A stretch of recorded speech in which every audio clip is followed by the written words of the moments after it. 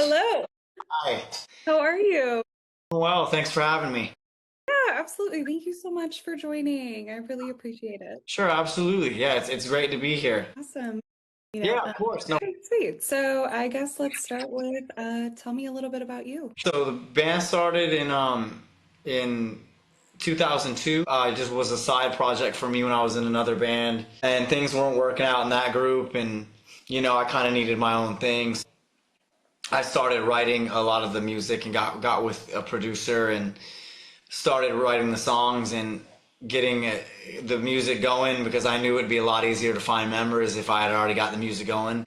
And so I did that and then found Matt and Doug and Herman, and we just kind of took off ever since. So it's been three, I guess roughly 3.5 years. And we've just kind of been doing our thing. I guess it just kind of just goes on. We started off as a vanilla rock band and then kind of are inching our way towards really honing what we want to do in terms of sound, and we're always evolving and always refining, and that's just a little bit about us, I guess. Just something general. Yeah, definitely. I love what you guys have been putting out recently.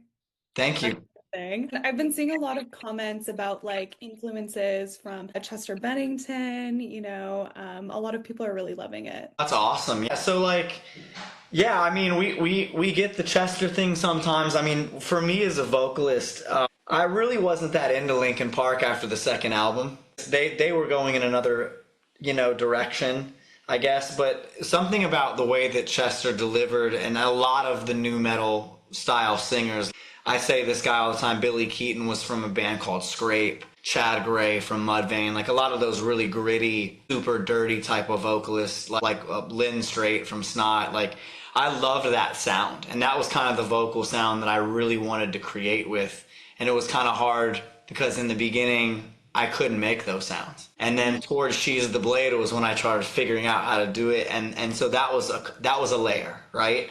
And then as we kept going, we started experimenting with like electronics and wanting to do new wave and stuff like that, and then that was a layer. And then I've always been an EDM person. Like I've always loved rave music, and especially growing up in Florida, in the 90s and the 2000s and stuff like that, that kind of culture. And then that's another layer. And then now I'm kind of getting into the odd time signatures and the progressive vibe. And then like there's the jazz piano from like Sade in the 80s, and like the R&B I was influenced by. And it's like, I'm trying to just like, it's like, we talk about influences and it's so cool to hear that, but it's like, that's where we started. It's like, we're still trying to combine all that stuff now to try to make something like super unique that no one's ever heard. So like, it's exciting because it's like the music that you're hearing is done like a year ago, but we're working on the new stuff. So it's like our minds are here, but we're there. But anytime anyone draws a similarity to Linkin Park or something, or Chester, it's like, it's a huge honor. Like we love it.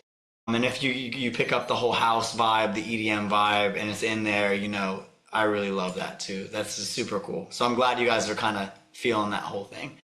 Yeah, definitely. And I can certainly tell that you guys have a really unique culmination of sounds being blended together. So it's cool to hear you talk about what's really driving that influence of what you want to put out. Yeah, totally. I mean, that's kind of what I think is the most exciting part about being a musician today is like, there's so many things that have been done in rock, just with those traditional four instruments. So it's like, as a person who is kind of living in this era, where we're experiencing Sleep Tokens and Bad Omens and, bands like, South Arcade and, all these super unique sounds, you really get to really, you kind of have to push yourself to try to find something unique, but also you also have the confidence and the you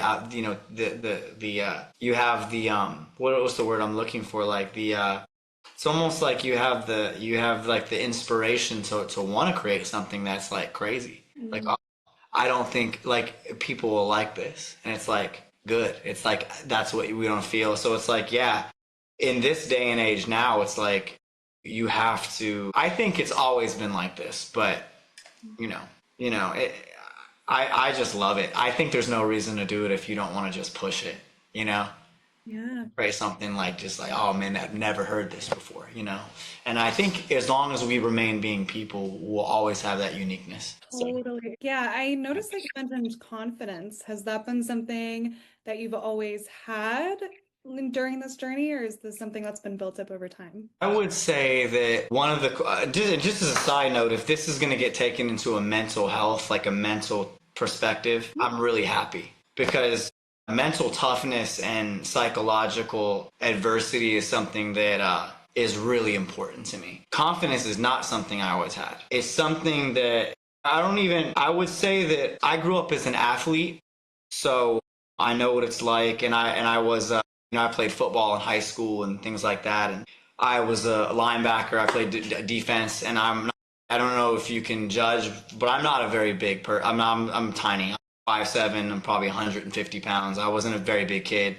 And I was a starter on varsity, but I was always smaller. And I was always really scared every game and had to learn how to manage that fear and go to a place that was going to deal with that. So, and then as I grew, as I went further in life and just, wanted to take music seriously and wanted to be a musician, being a vocalist is always something that is scary. I never had a good voice. I had to do a lot of vocal lessons. I was singing before I came on. I have to practice constantly. I have to study, but I'm still scared when I take the stage. I'm always afraid maybe it's not going to work this time. What if I go on stage and it doesn't work? I've had times where I thought everything was there and it wasn't there. So as a singer, I'm constantly dealing with fear. Mm. The only thing that gives you confidence and that overrides that fear is the training. It's the training, and it's the working at it, and it's the studying, and it's the pushing yourself, and it's the writing, and it's doing all these things. The fear is always going to be there. So confidence is something that I know that in my rational thought, when I can put that stuff aside, it's something that I've had to build over time. Knowing, okay, I know, but it's something that's built with the work.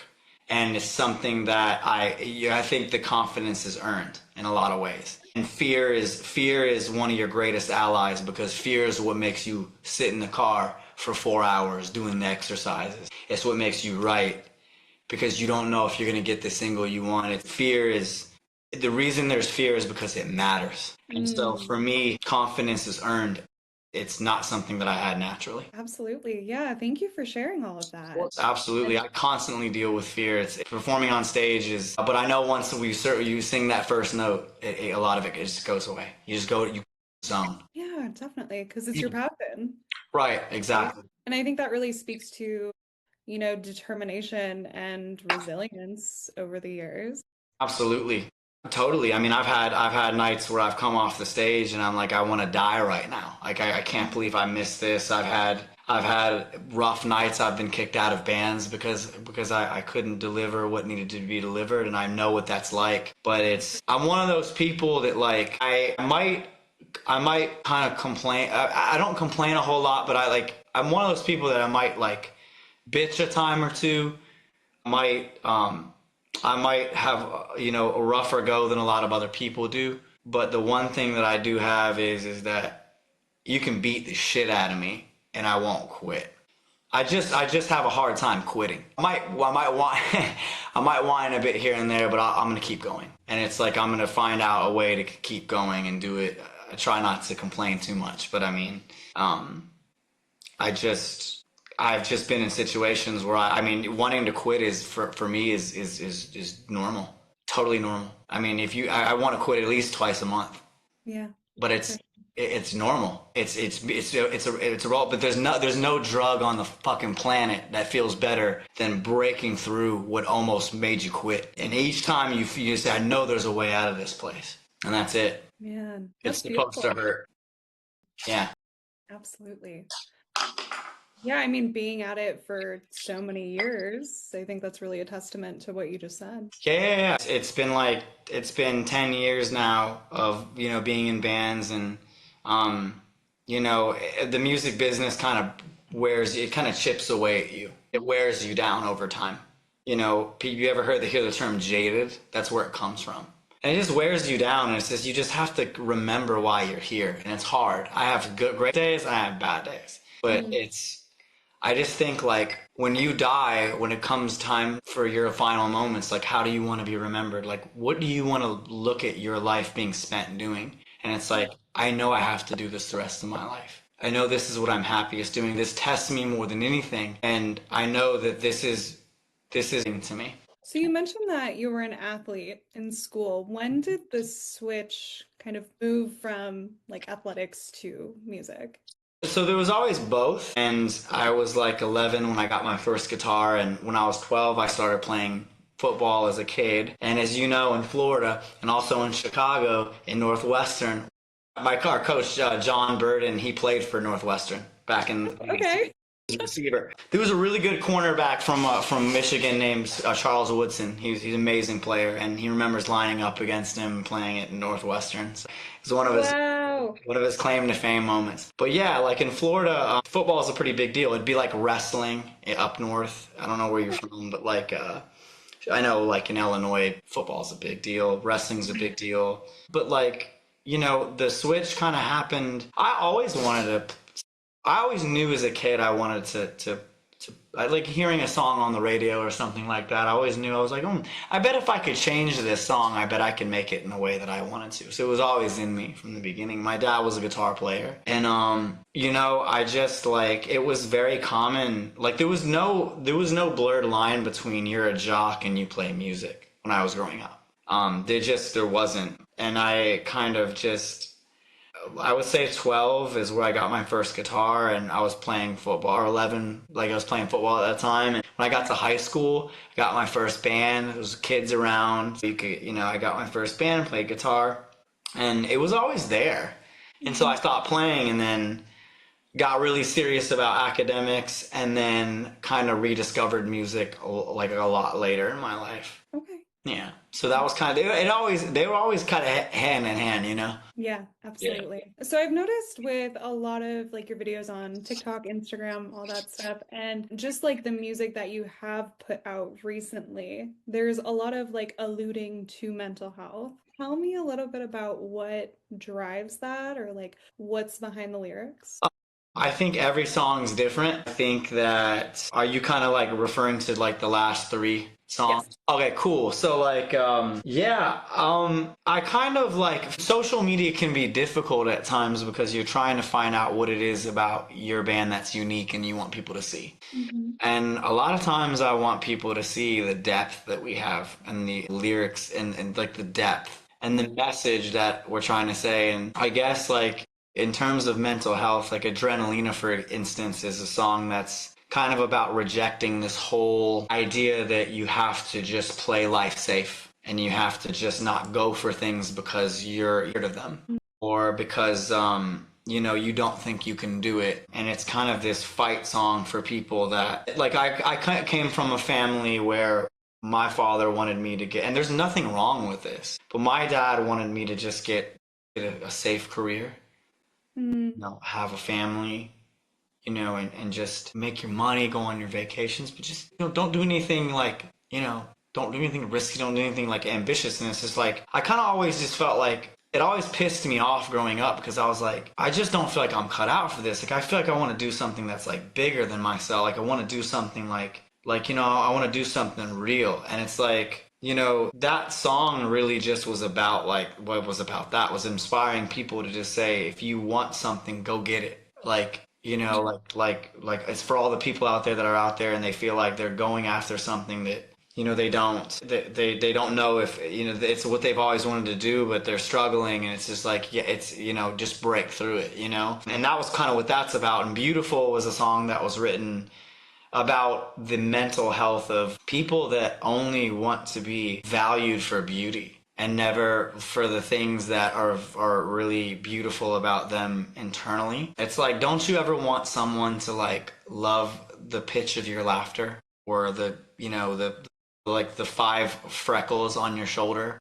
Or maybe it's the way that you like your nose crinkles when you laugh. Like, don't you want to be loved for the uniqueness that you have? Like, because at a certain point, it's like beauty's fleeting, right? It's like we live in a world where we're trying to hold on to it as much as possible because we're convinced that it's perfection. How's that's attained? It's like, It's no, it's like the opposite. It's the imperfection is where it's attained in the sense that this person showing me parts of themselves that they'll never show anybody but me, and the things that they're scared because there's risk involved. There's no risk involved of a woman knowing that, oh, I'm just totally gorgeous and I know there's going to be like 100 dudes liking my photo. But as soon as you want to talk about something about the personality or the deep parts of them, that's risk involved. What if someone doesn't like this? And it's like, those are the parts. Like if like a girl, like if your girlfriend still holds a stuffed animal when she goes to sleep or something, like things about her, you know what I mean? Kind of our way of looking at the world, right? And so I think mental health is a big part of like what we do in terms of like our message, but it's more so in a metaphor and just like a message about life in general. Yeah. And the Nausea, obviously, you have is a song about a friend of mine who was getting through her mom passing away from cancer, work friend of mine, and she was going to EDM festivals and dancing and trying to find positive ways to overcome that instead of doing negative things. So it just depends on the context, but it always kind of goes down to a psychological thing a lot of the time. Yeah, definitely. I find that, because music is such an outlet for people, like it's a creative outlet, right? There's a lot of mental health factors commonly driving what people are putting out, whether it's metaphorical or it's like blatant. It's pretty common, especially now. Right. And so that's why I'm so glad that I found you guys, because I was Of just course. scrolling one day, and I came across your music and I was really blown away by the way that everything is written. That's awesome. I'm just lyrics specifically, or you just like just the composition in general, you mean? Yeah, both, but mostly the lyrics got me. Like it's Awesome. usually the lyrics first Right. That's that really hook. Yeah, no, that's great. I mean, I think one of the things that I like, and one of the things that I have a little bit of a different perspective than I think a lot of. I can't say this for everyone, but my perspective is a little bit different than I think what I think the majority finds in music. For me, it's more about like using the negative to overcome. Like using the pain as a fuel, or like but you have to be careful because that has consequences too. But it's like I talk about the negative things mostly because I'm trying to find a positive outcome. Like I think the positive mental like attitude is like a big deal for me. Like trying to find an answer or solution is like kind of what our message is. Like, like I don't know if you were into like hardcore punk or anything like that, but like it's one of the only styles of music that's about finding the solution. And I'm like, why does this have to exist in hardcore punk? Why can't this exist in an alternative metal scene? It's like, I know like I want to talk about like being frustrated or crying about like, I know we can talk about crying over girls or relationships or whatever it is, but it's like, I want to make people believe that they can like run through a brick wall. Like, I want to make people believe that they're powerful beyond measure. Like that's kind of, I feel like more of the perspective that we have as a band. Is helping people. I want to help people discover the potential that they have to overcome.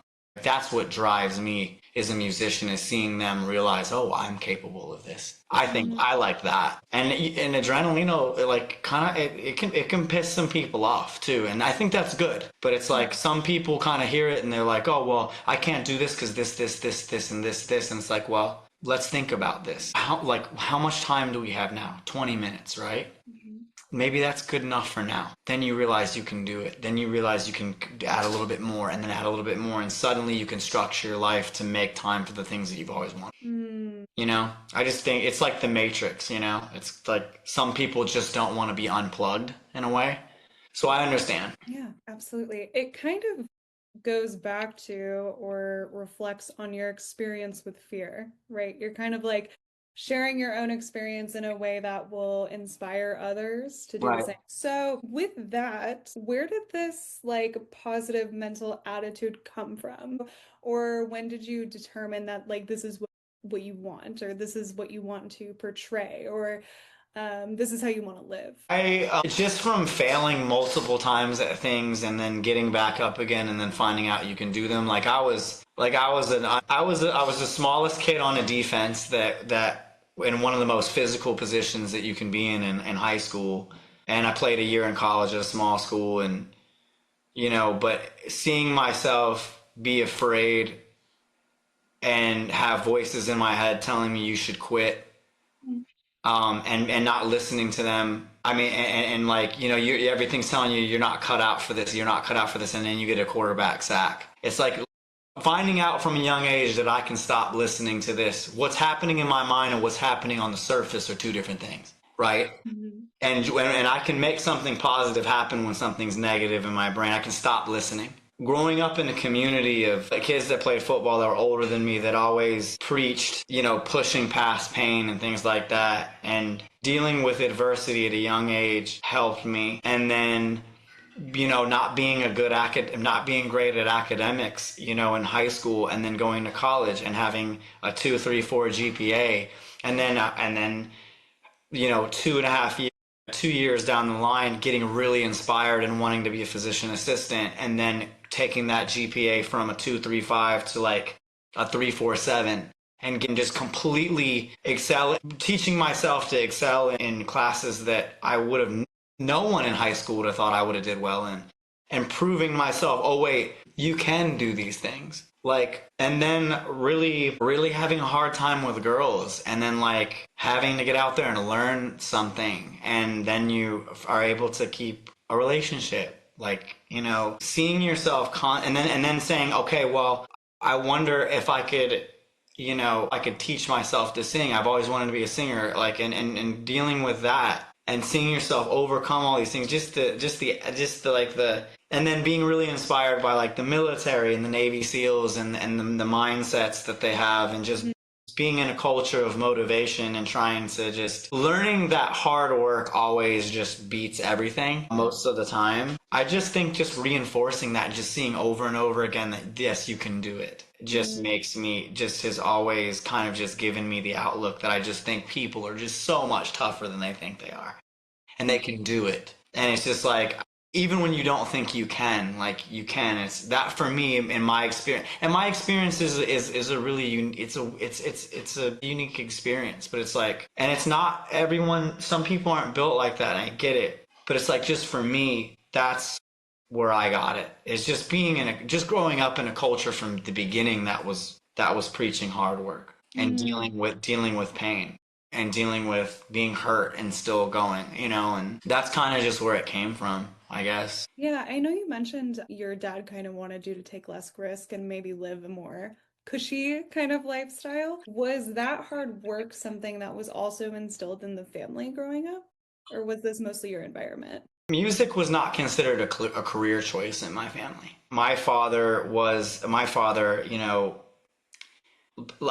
I don't know how to say this without the best way, but I'm just gonna say it. In my family, completing high school was not was expected. Getting a college degree was expected in my family. My dad has a master's level degree. My mom was, he's an accountant. My mom was a nurse, and academics was preached to be the only thing that matters. And my dad and me butted heads a lot in high school because I wanted to play sports, and he wanted me to focus. I mean, I wasn't a bad a terrible student. I was still I still graduated with honors and stuff like that, but I wasn't anywhere close to what I could have been. But my dad, the thing is that hard work and mental determination and toughness can be taught in a multitude of areas. As long as there's resistance in that area, doesn't matter. It can be physical or it can be academics, right? And so my dad, it was kind of one of the first times I really connected with him, was when I really got good, was really killing it in academics. And my dad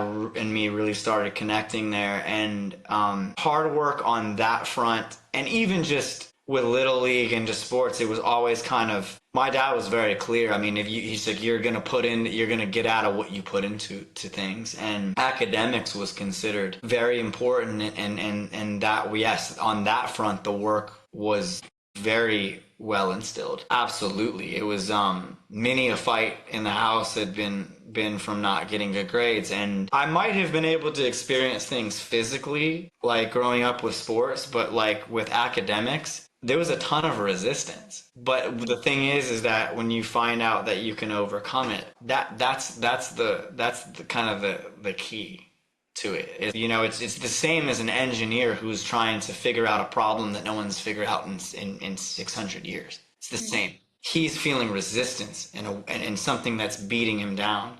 So it's like every one of it could be a video game. It could be anything that forces you to dig deep and face deep adversity. 100%. That was in the house. It just wasn't in a medium that I wanted to accept at that age until later. Yeah, 100%. Yeah, definitely. I think we're definitely like a product of what we observe or what we see. I mean, like there is changes there and like there's decisions to be made as we get older and like what we want to take from what we've learned. There's certain things that stick with us and kind of determine the way we are as people. Absolutely. I think your parents totally totally are like they frame that. I mean, the relationship between your parents is like the first relationship you see. Exactly. So it's like in those little like idiosyncrasies and things that they have, like you pick up on them 110%. And so yeah, I totally get it. Yeah, I wanted to ask, was there any other types of adversity that you've faced, whether it be like mental health or, we talked a lot about like really digging your heels in and pushing through and doing what you wanted to do and overcoming adversity in that realm, but any other like mental battles, things like that? Absolutely. Let's see. My mom struggled with depression. She's fine, but she always kind of dealt with it a little bit. Definitely have some form of it, but I've always been pretty happy my whole life. I'm one of those people that like just tends to, like my form of depression is I just tend to get numb. Like I just can't feel anything. And I'll be like, oh, it'd be nice to have a couple of drinks. You know what I mean? But it never was like, I never couldn't like manage. Like I always knew like, oh, okay, things are going to get out of control. But, like, I don't know. I dealt with like, so like that, but that's something that I manage. That's something that I worked that out. That's not really an issue. A mental battle that I face all the time like growing up was like, I dealt with a lot of insecurity in high school. I mean, typical guy stuff, like not being very well liked by other girls. Like I still hung out with like kids that were fun kids, but I was always very body, like I always was like very, I'd struggled with like body issues for sure, which, led me down the weightlifting route and stuff like that, which, once again, like we can do something about this. Struggled with like relationships forever, like especially with understanding girls and kind of the way that they communicate and things like that. And I mean, music is a mental battle all the time, but that's one we've already talked about. But being I would say another thing that I dealt with a lot growing up was, especially with not just with growing up, but like pursuing music, was a resentment from my family or like my dad not really like being super happy about what I'm doing and the life that I'm living. I think choosing this career on its own was a huge mental battle. Trying to reprogram your brain to like say, no, this is not the meaning of life. The meaning of life is you getting the most out of it, wanting to live up to your potential. I dealt with like when I was really, really young, I always got teased for being like fat. Most of my life I did. Not fat, but like I was teased about like weight, things like, and that was not something that was like super traumatic for me at all. I mean, it wasn't that bad. It was just normal, regular teasing you would get from kids, but like it like manifested itself in like unhealthy habits later. Like, I never could get very lean, and one time I did. And I kind of had like a little bit of an eating disorder, a little bit, which was tough. Luckily for me, my outlook has always been, okay, this is the mental battle. There's a way to fix it. You're upset about you don't look good, or you're not happy about fitting in this. We can go to the gym. We can watch, things we're putting in our body. We can do something. I would say that I've had a lot less mental struggles than most people. And I would say I've had probably not more than others, but not anything I would say that's significant. I just think that most of the mental battles that I have come from just the toughness, just the hard road. Yeah, yeah. I mean, you should see some of the comments that we get on a daily basis. They're funny. Oh man, I'm sure. But you just keep pushing past it. There's so many trolls out there too. Oh yeah, Like, yeah, totally. I was just saying it's not even worth it. Yeah, of course. I mean, the thing is you use it as fuel, and it's like look. The point is you're the guy in the arena. You're the man in the arena. So you're the guy who's going to get laughed at. You're the guy who gets that's the price you pay, as they say in The War of Art by Stephen Pressfield. Which if anyone's interested, definitely, and even yourself, like, please read the book. It's a great read. He says you're the man in the arena. That's your price you pay. So Stephen Pressfield co-wrote on his first Hollywood screenwriting job. King Kong Lives, thinks it's going to be an amazing movie. The movie flops. One of the worst, arguably one of the worst movies of all time. And he was 42 years old. He's like, my life's so awash. And his friend says to him, he says, you're the man in the arena. This is the price you pay for being in the arena. You're going to take some hits, you know? He's like, are you going to quit? He's like, no. He's like, I'm going to keep going. So I think it's just, you have to remember, listen, you're the entertainer. This is. Yeah, and unfortunately it is. And I do think that people that spend their time making comments, be it online or like, I mean, even in real life, it speaks to their character so much more than the person that they're writing about. You know?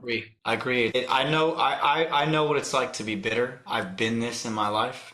I know what it's like to be a person that's resentful of something. I'm not a perfect person. I know exactly what that feels like. And I know the kind of energy that makes someone want to say that. And I know what it is. I know what it takes. And for me, a lot of times I try to see if I can say something that'll still maybe turn it around, because I know where they're at and where they're coming from. Of course, you're not going to tolerate certain forms of disrespect, but I mean, this one guy said anger is the punishment that you give yourself for someone's actions, right? It's hard to do. It's like the natural human response is to feel offended, right? But it's like, look at it like this, like, he probably you're never going to get criticized for somebody doing more than you, right? So the thing is like, but it's hard to teach yourself to remember that. You know, you're in the moment. So my rule is, if you ever get hot, or you ever get an adrenaline rush, or you ever want to do something, that you ever want to say something or lash out, just give 30 minutes. If you still feel the same way, do what you want to do. But at the end of the 30 minutes, I always think, okay, this isn't worth my time. You know, It usually isn't. it never is. Yeah, Like I the said, initial reaction is to get heated, right? I mean, 100%, especially somebody says some super dumb shit. Like some person was like, this is auto-tune garbage. I'm like, we didn't even use auto-tune on Nausea. We didn't use it on any three of you. You can literally hear where I'm off pitch. Like, it's like, we didn't even use it. And we certainly don't use it. Like, and that's another thing about our music, is just on it. Like, I digress, obviously, but it's like we want to make it as real as we can be, because we know that the more human it is, and the more it's going to relate. Sometimes in our field of rock, you know, a lot of that is being used, but it's like when someone says like some shit like, this is auto-tune, I'm like, come on, man. And it's just like, you got to stop yourself. You're like, okay, this just isn't worth it. A lot of times when you give like one person was like, what I like to do is, like, when I get a response like, this dude was like, this isn't heavy, and I'm like, well, in Pixieland, where we're from, where we ride unicorns, this is super heavy shit. So, like, you know, wherever you come from, this must be like super heavy stuff you listen to. And he actually responded back, and he's like, I didn't mean that it was bad. He's like, I just mean that it's just not that heavy. And I would love to come to Pixieland. Am I invited? I'm like, sure, you're invited. You can turn people right around. Oh, and one thing I didn't tell you is I was also a nurse's aide in like the hospital for like 2.5 years.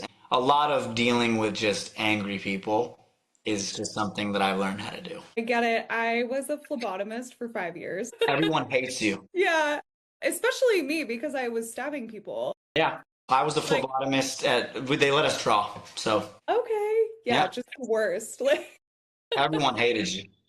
Yeah, totally. Absolutely. I've drawn probably over 2,000 times, probably not near as many as you have. I've just, especially dialysis patients, they do not want to see you. They have, their veins are all gone. And it's like the last thing they want to see you do is try to get a stick in the thumb. Yeah.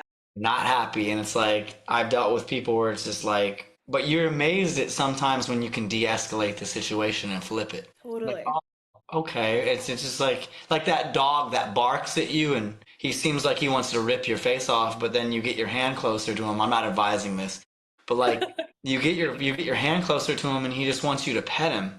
Yeah. It's like they're barking at you because they want you to pet them. Like, Right. you know, I have a few friends that have dogs like that, but it's like that's what they're kind of like. Mm. You know, they just, I know the kind of bitter that is. I know it is. I know what it is. You'd be surprised at how you can make a fan out of that. Yeah, I'll never forget when I first started, I had a lady, she did not like me because she saw my tattoos. Yeah. And then this was like during COVID times, but I had like pulled my mask down just like a smidge so that she could see my face a little bit more. So I didn't like scare her as much, I guess. She was like probably well into her 90s, right? Like she was old. Pulled it down. She saw my nose rings and she went, like she was so scared of me. And then my like training phlebotomist, this was like very fresh into my job there. It's okay. Don't worry. She ended up drawing her, but I had to go back to draw her at a different time. And I went in and I just like cracked some jokes with her and she completely got over it. It was wild. But just being able to turn it around, like recognizing they're the person in the hospital bed. Right. Right? Like imagine what that's like. It probably has nothing to do with me. Yeah. Yeah. It doesn't. And also, some people are just like used to confrontation. They're used to arguing. They come from a background of arguing. So that's that's like a neural pathway that's like regulated. And so when you're in that situation, your inner programming is to feel hostile inside yourself. And so a lot of times it's like, okay, I have to deprogram this and say, like I wait tables. Like I've been waiting tables for 13 years. And like you deal with all kinds of just different level, and it's just like you deal with all kinds of different levels of dissatisfaction. It's like you guys have to deprogram it and realize, listen, this person is, for whatever reason, feels like they have to go ahead and go to this level. You know, they just want to be understood, and they want to be, we feel like we shouldn't give them the value of being able to, you know, like, what's the word I'm looking for? Like,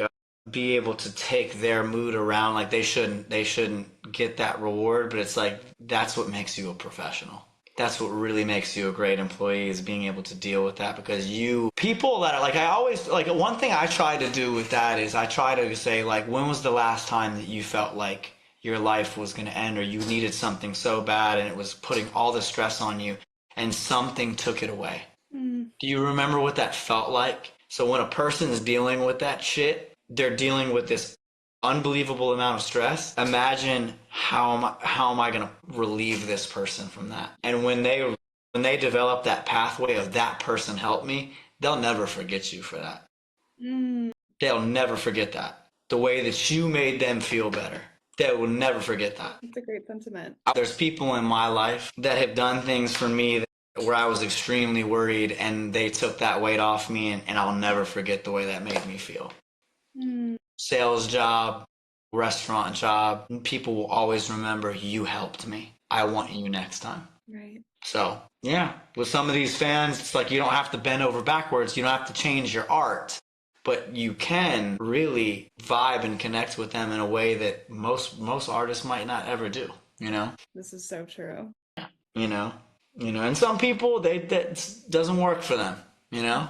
You're dealing with, some of the other guys, they're going to tell you, well, if you don't like it, but it's like, I always catch myself and be like, listen, man, I think you should try to work some of that stuff you work in the restaurant industry and work with these fans that way. Right. You're surprised at what you get, so. Definitely. Nice. I love that. And I'm not saying I don't get frustrated, because I do. Only human, right? It's gonna happen. Yeah, I'm not one of those people that's like, everyone just needs to fucking mellow out. Like, I'm not like that, but I'm like, hey, listen, like I said, there's a way out of this. Definitely. So I guess to finish it off, I wanted to ask you if there's somebody who's struggling right now or somebody that's trying to get past their fear of, diving into whatever it is they want to do or what they're passionate about, what type of advice would you give them? I would say that if it scares you and it makes you feel uncomfortable, like in it, obviously I'm not talking about things that are crossing the boundaries, right? These like clearly, right? I'm not asking you to base jump off of a cliff without a parachute. What I'm saying is if it scares you and if it's something that's on your mind and it frightens you, it's probably what you need to be doing. Mm, And I would say that fear is not going to go anywhere. But what it is going to do is the way that you deal with it and manage it and harness it. That's what matters. I remember one time, I never have had a true panic attack, knock on wood, but I've definitely gotten situations of high anxiety. And I had it one time during a test, and I'll never forget it. And I made it through it, but what I did was it was so scary and I couldn't think. And what I told myself is I'm going to study. Like I was in my last year of college and I was battling insane anxiety. I'm surprised I didn't talk to you about this when you asked about mental struggles. And I said to myself, I'm going to study so hard for the test that I could be having a full-blown panic attack and I could still look at the answers and know the question, know the answer. That's how good I'm going to know it. That way I can deal with the emotion no matter, and I never had one, but I trained myself to say, I'm going to get so good at this and work so hard at it that I'm going to be dealing with all kinds of emotion, but it's not going to matter because I'm operating in second gear. I'm just operating because it's second nature. You know what I mean? So I want people to know that competence will override any fear you have if you work it enough. So there's all these tools that can arm you to be able to overcome things. Mm-hmm. If it scares you, it's probably what you need to be doing. yeah. And the other thing that I would say is get away from people that don't. And when you want to do that, don't expect people that don't want to face that same fear to support what you want. Don't expect that. And distance you. Being alone, it can be one of the greatest things that can ever happen to you because when you're alone, nobody's telling you you can't do it. There's a saying, if you're depressed, make sure it's because you're not surrounded by a bunch of assholes. Get away from the toxic people. Get away from the fucking toxic people, okay? And that's pretty much all I have to say, but it's just like I truly believe that it's like competence will overcome so many things. Mm-hmm. And if it hurts and frustration will be there, it's your ally. It's not, if you're frustrated, it's because you know something has to change to break through it. But the way it feels when you break through it, there's nothing like it. And when you've proven yourself that you can do it and you can break through once, it's just another pattern. And you just have to keep proving it yourself. We're going to bust through. So that's it. That's perfect. Thank you so much. No, I appreciate it. This is probably one of the funnest interviews I've been on. I really enjoy talking about it. Yeah,